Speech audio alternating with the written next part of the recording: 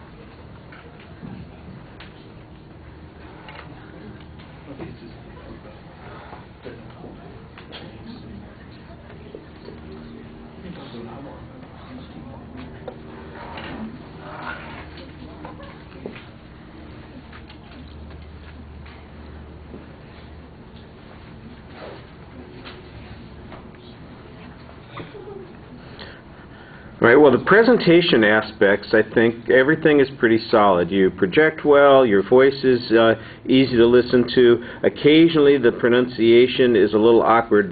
Right at the beginning when you said earthquakes, I wasn't sure what you were talking about. It wasn't until the second time or the third time that it came up that I could make out what you were discussing. And it's just a little bit of difference in the way the sound's articulated. Most of the time there wasn't a problem.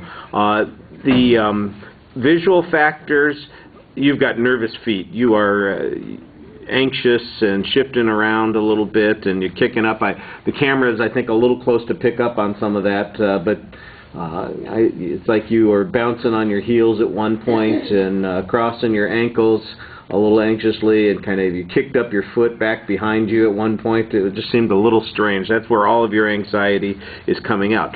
But the rest of the presentation, I think, is pretty solid. You do a nice job with some gestures.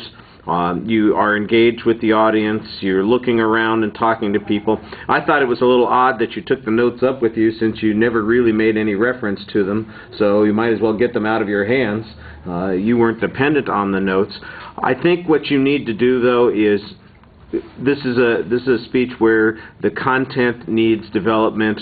You need a little bit more structure to what's going on here. You've listed the main points that you're going to talk about, but you really just kind of run through them.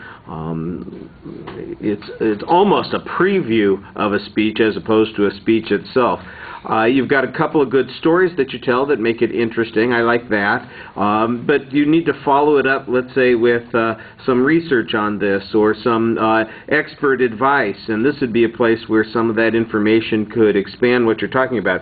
You've got a 7-minute speech and you talk for 3.5 minutes, so there's plenty of time to add content to the presentation.